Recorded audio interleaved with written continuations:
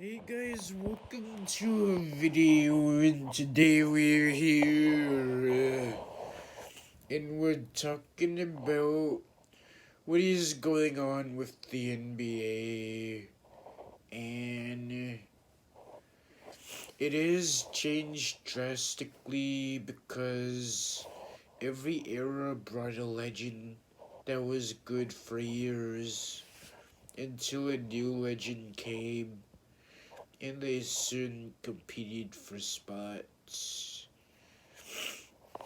The early years of the NBA weren't known to the public, and people watched baseball or football, known as gridiron.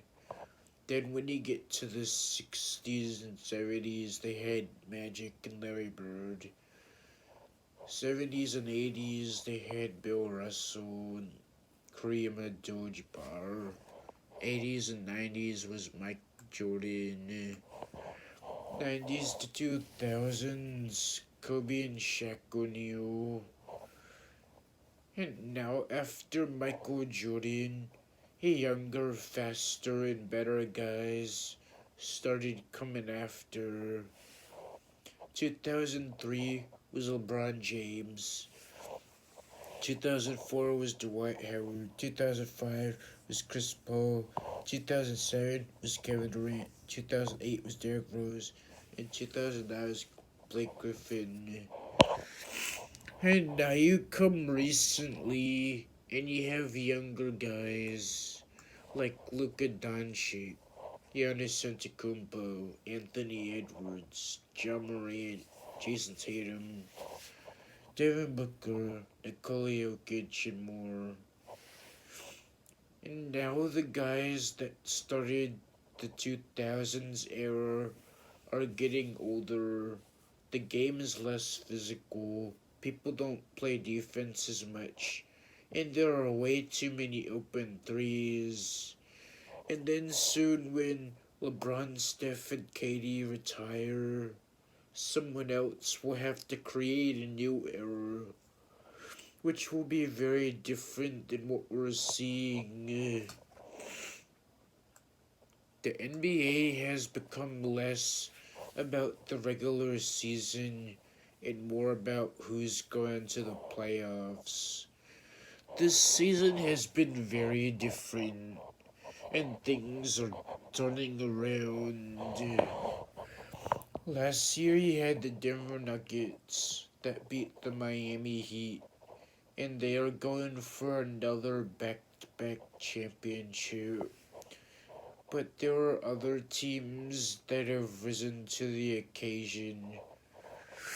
In the Western Conference, the top six teams are the OKC Thunder with Shai Gilgeous-Alexander, who is doing great at his age of 25. The Denver Nuggets with Nikola Jokic, Jamal Murray, Aaron Gordon, and several solid guys, and they end up winning. The Minnesota Timberwolves with Anthony Edwards, Karl Anthony Towns, and Rudy Gobert, and together have won 47 games. The Los Angeles Clippers, James Harden, Paul George, Russell Westbrook, and several guys who have played before. And this year, they won 42 games. The Sacramento Kings with De'Aaron Fox and Domantas Sabonis, and they have won 42 games. And the New Orleans Pelicans with Zion Williamson, who have won 39 games.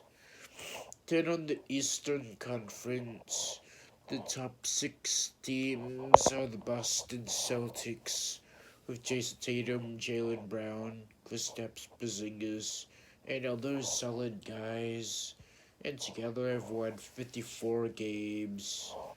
The Milwaukee Bucks with Giannis Antetokounmpo, Chris Middleton, Damian Lillard, and other guys who have won 44 games.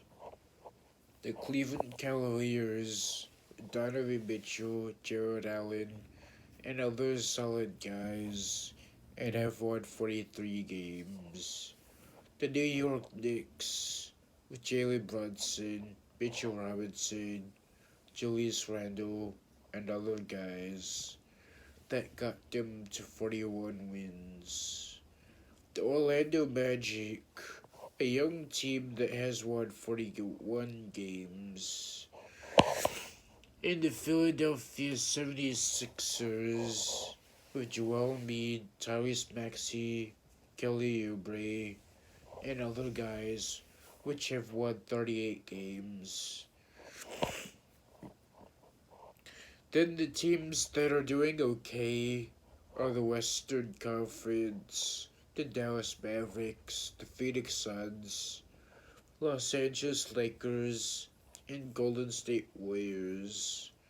On the Eastern Conference, the Indiana Pacers, the Miami Heat, Chicago Bulls, and Atlanta Hawks. Then the teams in the back of the pack are the Western Conference, the Houston Rockets, the Utah Jazz, the Memphis Grizzlies, Portland Trailblazers, and last place is the San Antonio Spurs. And the Eastern Conference is the Brooklyn Nets, Toronto Raptors, Charlotte Hornets, Detroit Pistons, and last place is the Washington Wizards. The Washington Wizards are officially the worst team of the season because they have lost over and over again, but never put in the right adjustments to perfect their game. They've only won 11 games and lost 58 games. The games they've won were against the Memphis Grizzlies, October 28, where they won 113 to 106. The November 9 game against the Charlotte Hornets, where they won 132 to 116. November 27 game against the Detroit Pistons, where they won 126 to 107. December 15 game against Indiana Pacers, where they won 137 to 127. December 21st, I was talking about how the Wizards are just not good. And the games they've won were the Memphis Grizzlies, the Charlotte Hornets, the Detroit Pistons, the Indiana Pacers, Portland Trailblazers. December 29 game against the Brooklyn Nets, where they won 110 to 104. The January 13 game against the Atlanta Hawks, where they won 127 to 99. The January 27 game against the Detroit Pistons, where they won 118 to 104. January 29 game against San Antonio Spurs, where they won 118 to 113. In the March 10 game against Miami Heat, where they won 110 to 108. As you can see, these games were very lucky wins, where they actually played good. But they still lost 58 games against Boston Celtics, Cleveland Cavaliers, New York Knicks, Philadelphia 76ers, Milwaukee Bucks, and Orlando Magic, and even to teams the opposite conference, like the Dallas Mavericks, Golden State Warriors, Houston Rockets, Phoenix Suns, Utah Jazz, and Sacramento Kings. The Wizards are bad because of 3 reasons. One is they have poor management. With any team, you have to know how to make the right decisions and make sure you're getting the right players. But the Wizards get anyone and end up losing so it's a management issue. Also, because there's such a bad team, they never get quality draft picks. They always get mid-tier draft picks, which are guys that are just okay, but when put together, don't have much chemistry. So the team doesn't play well. And the last reason they're bad is because of the lack of trade values they get.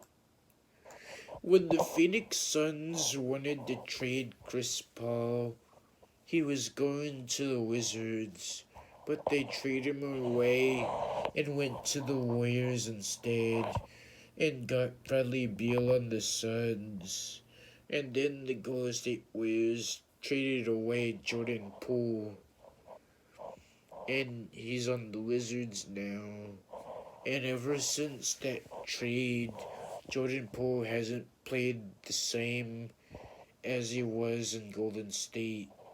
And the style he plays doesn't fit everyone else.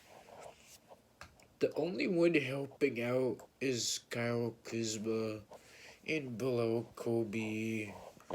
So they need to get someone actually good. There are some solutions to combat this, like having a system reset where the coaching and management would change, a franchise rebuild where they would just change the team branding, which would also change the reputation and others' reputation about them, because now they've had a bad one. And another solution is expansion teams. Expansion teams give the league a chance for new teams to get recognized. Teams like this could be a team in Baltimore, Seattle, Las Vegas, Kansas City, Pittsburgh, and Tampa Bay or Jacksonville. Baltimore is good because the city could use room for a basketball team, and they have space to put a stadium there because they had the Baltimore Bullets, but change the name to the Wizards and move to DC. But this time they should change the name to Baltimore Crabs. Seattle is good because in the early 2000s, they were a solid team with Gary Payton and guys that were lost because they changed to the OKC Thunder. But now they should get the Seattle Supersonics back in the Northwest. Las Vegas is good because Las Vegas is always growing when it comes to sports. There's a hockey team. The football team moved from Oakland to Las Vegas, and the WNBA team, the Las Vegas Aces. But we should get a men's team like the Las Vegas Spades or Billionaires. Kansas City is good because the football team and baseball team have good fan base, and basketball fans are waiting for a team in the Midwest. Pittsburgh is a good because Steel City is a popular market for sports, like the Steelers, Penguins, and Pirates, which are their professional teams.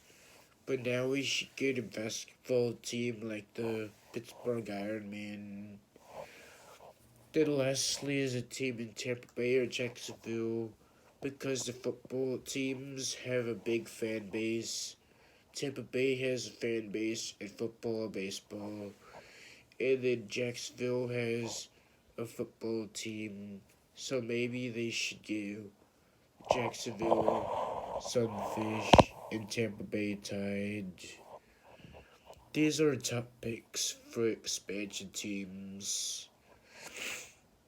These would help make the league better, and the existing teams would still get views, but it would mainly be for people in that area. So the NBA needs to turn itself around. But look at the NFL.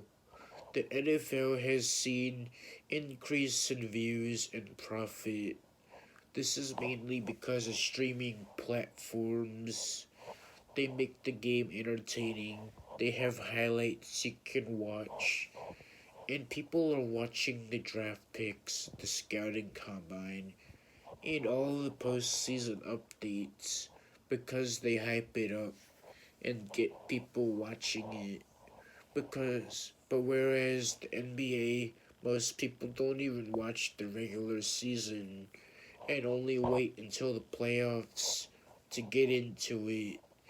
But if they started entertaining fans all year around, like the NFL does, they wouldn't have so many problems. And that's the message for today. Remember to like, comment, and subscribe, and turn on notifications. And we'll see you in another video. Subscribe to the channel and turn on notifications.